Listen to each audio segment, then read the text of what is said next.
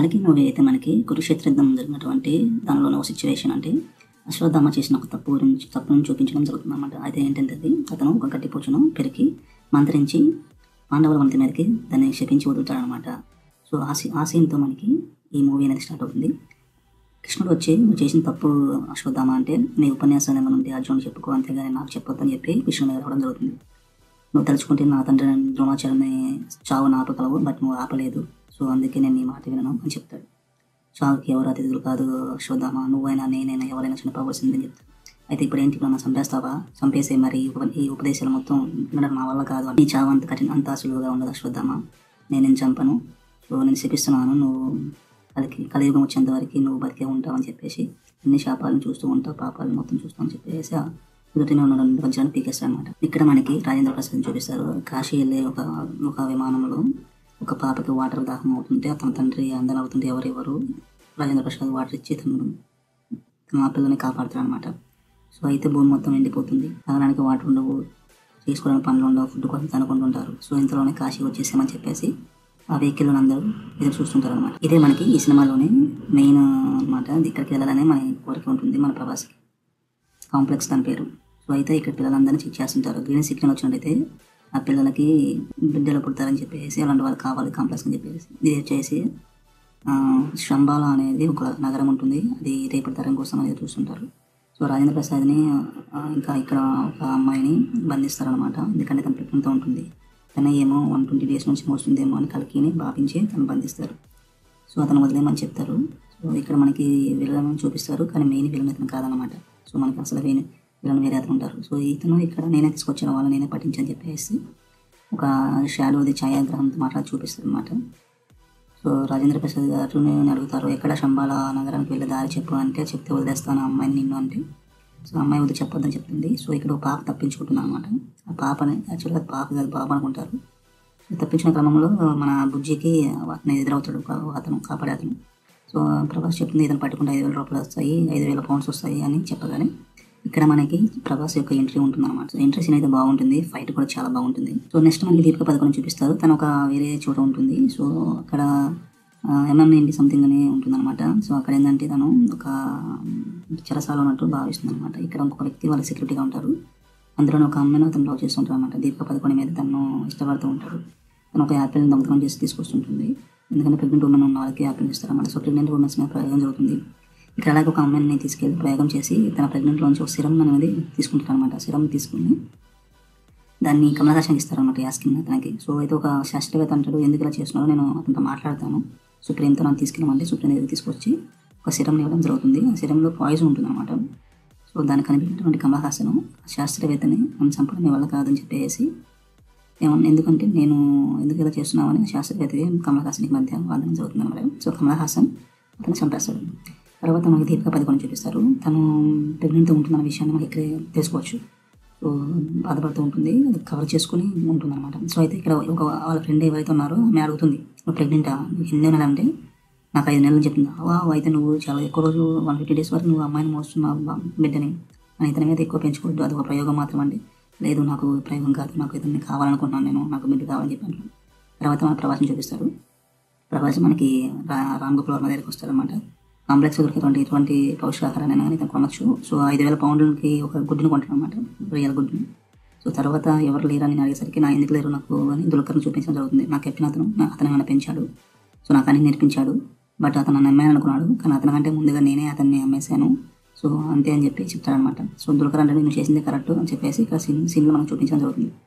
So Brahmanandam గారి character కూడా చూపిస్తారు. ఎందుకంటే బ్రహ్మానందం దగ్గర మన ప్రభాస్ ఖాళీగా ఇలాంటి కార్యక్రమాలు ఇంట్లో ఉంటుంటారు అనమాట. సో హీరోయిన్ కూడా ఇక్కడ చూపించడం జరుగుతుంది. రాక్సీ తన నేము. నీకేం ఒక రౌడీలు ప్రభాస్ దగ్గరికి వస్తారు తీసుకెళ్దామని. రాక్సీని వదిలేని చెప్పగానే రాక్సీ వదిలేస్తాం. రాక్సీని బతిమాడుతూ ఉంటున్నాను నాకు తీసుకెళ్ళని చెప్పేసి. తర్వాత మనకి దీపిక పదుకొనె చూపిస్తారు.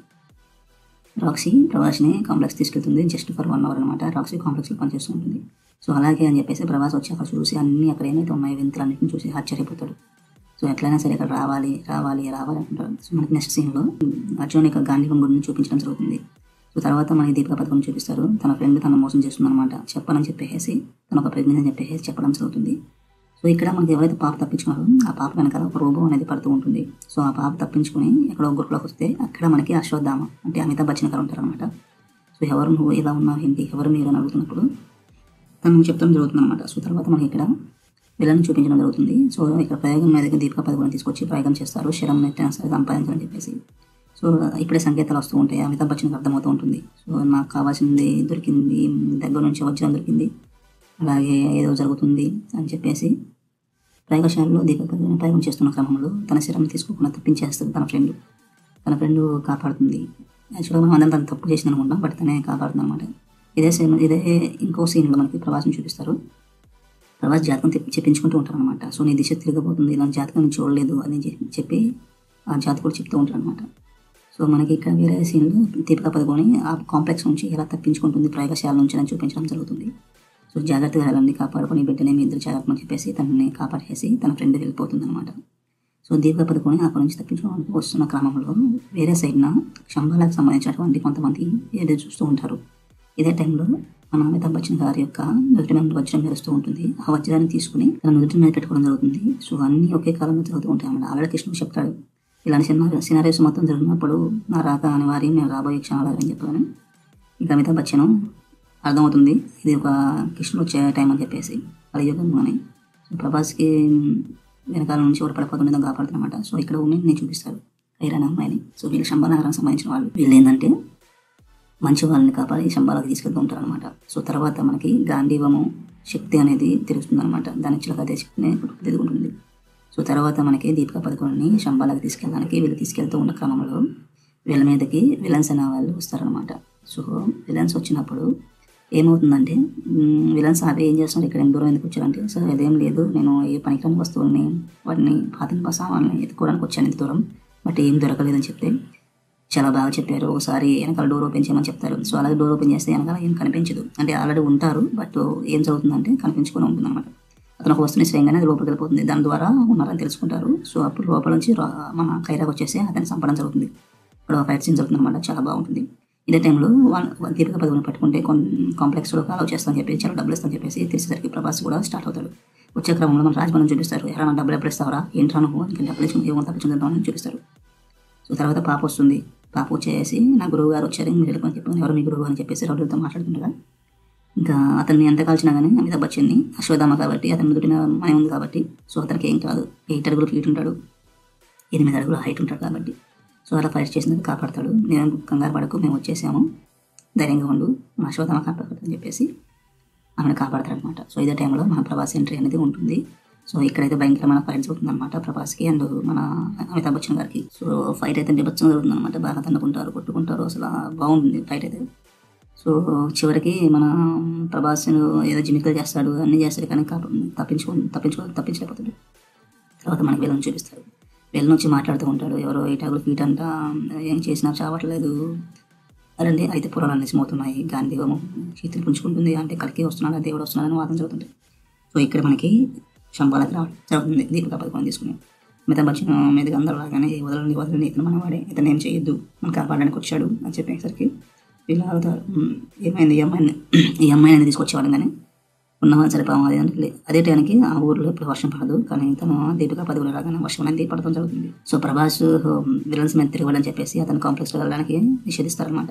ఇలా ఏంటనగానే ఇక్కడ ఒక కుర్రాడు నేను ఇంక తీసుకెళ్తానని చెప్పేసి శంబాలకి మాట్లాడతాడు. సో ఇక్కడ ఏంటంటే డీలింగ్స్ అవుతుంది అనమాట ప్రభాస్కి విలన్కి. నేను అమ్మాయిని తీసుకురాగలను, మీ ఎంత చూసేగా ఫైట్ ఎలా చేసాను, మా రికార్డ్ చెక్ చేసుకో, 0 ఓడిపోవడం అనేది 0 ఉంటుంది అని చెప్పగానే సరే అమ్మాయిని తీసుకొస్తే నేను కాంప్లెక్స్కి తీసుకెళ్తానని చెప్పేసి ప్రభాస్తో మాటిస్తాను అనమాట. తర్వాత మనకి అమితాబ్ బచ్చన్ చూపించడం జరుగుతుంది. సో అమితాబ్ బచ్చన్ అండ్ దీపికా పదుకొని మాట్లాడుకుంటారు, ఎందుకు నన్ను ఎందుకు ఇలా అనగానే, ఎవరైతే మోయగలరో భూదేవికి అంత ఓర్పు నీకుంది కాబట్టి అందుకే నీ కడుపులో ఆ దేవుడు రాక తథ్యమవుతుందని చెప్పేసి అమితాబ్ బచ్చన్ చెప్పడం జరుగుతుంది. ఓ పక్క ప్రభాస్ ప్రయోగాలు చేస్తూ ఉంటారు అనమాట, ఎట్లయినా సరే ఈసారి వెళ్ళి తీసుకురావాలని చెప్పేసి. సో ఇది మాటలు జరుగుతుంటాయి దీపికా పదుకొని అమితాబ్ బచ్చన్ ఓ పక్క. సో ఇక్కడ ఏమవుతుందంటే శంబాలాకి ప్రభాస్ని తీసుకురావడం జరుగుతుంది.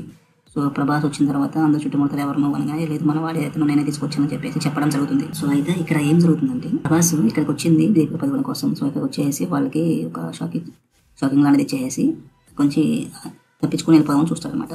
అమితాబ్ బచ్చన్కి అర్థమవుతుంటుంది ఏదో జరుగుతుందని చెప్పేసి. సో ఇదే టైంలో ఇక్కడ ఏమవుతుందంటే విలన్స్ కూడా ప్రభాస్తో పాటు వెనకాలే శంబాలోకి రావడం జరుగుతుంది. సో అయితే ప్రభాస్ అమితాబ్ బచ్చన్ ఎదురుగా ఫైట్ నిలబడి చేసుకుంటారు అనమాట. ఇద్దరు ఒకేలా ఉంటారు, ఎందుకంటే ప్రభాస్ తన యొక్క ఛాయాగ్రహాన్ని సృష్టిస్తాడనమాట. సో అమితాబ్ బచ్చన్ ఫైట్ చేసుకుంటాడు. తర్వాత గొరిల్లా రూపంలో మారుతాడు. తన బుజ్జితో చాలా జరుగుతుంది. ఫైట్ అయితే బేపచ్చంగా ఉంటుంది అనమాట. సో ఇదే టైంలో విలన్స్ అందరూ వచ్చేసరికి శంబాల ప్రజలు ఎవరైతే ఉన్నారో యోధులు వాళ్ళందరూ సిద్ధం అవుతారు అనమాట. సో ఇది క్లైమాక్స్కి దారితీస్తుంది. సో ఇప్పుడు ఇక్కడ కొన్ని సీన్స్ అవుతాయి అనమాట. సో ఫైట్లు అయితే చాలా బాగుంటాయి. ఇక్కడ శోభనాకి అండ్ విలన్కి మధ్య ఫైట్ కూడా జరుగుతుంది. కానీ శోభనాన్ని కూడా చంపేస్తారు. వీళ్ళందరూ విలన్ మీదకి రెడీగా యుద్ధానికి రెడీగా అవుతారు అనమాట. సో ఒక పక్క ఏంటంటే ప్రభాస్కి మన అమితాబ్ బచ్చన్ గారికి బీభత్సమైన ఫైట్ జరుగుతూ ఉంటుంది. సో ఎంత కొట్టినా కానీ చచ్చిపోకుండా పోరాడుతూ ఉంటాడు ప్రభాస్. సో విలన్ వచ్చేసి శంబాల నగరం మీద సరే మీరందరూ నా బాన్స్ అని చెప్పేసి అందరినీ చంపేయడము నాశనం చేయడం చేస్తుంటారు అనమాట. అదే పనులు శోభనాకి విలన్కి ఫైట్ జరుగుతుంది. కానీ శోభన కూడా చచ్చిపోతుంది. విలన్ అనేవాడు చంపేస్తాడు అనమాట. దారుణంగా పొడిచి చంపేస్తాడు. తనను చంపేసేసి దీపికా పదుకునే దగ్గరికి వెళ్తూ ఉంటాడు. సో ఇక్కడ ఏమవుతుందంటే దీపికా పదుకునే జారిపోతుంది. చేతుల్లో నుంచి కిందలో ఇలా పడిపోతుంది. సో ఆల్మోస్ట్ వదిలేసిన టైంలో వీళ్ళు పడిపోతుంది, ఇంకా కాపాడలేని టైంలో మన ప్రభాస్ ఎంట్రీ అనేది ఉంటుందన్నమాట. దూకి తన చేతిని పట్టుకుని ఉన్న టైంలో మన అమితాబ్ బచ్చన్ ప్రభాస్ గారిని ఇలా ముగ్గురు ఒకరినొకరు పట్టుకుని పైకి లాగడం చూపిస్తారు మనకి ఈ సీన్లో.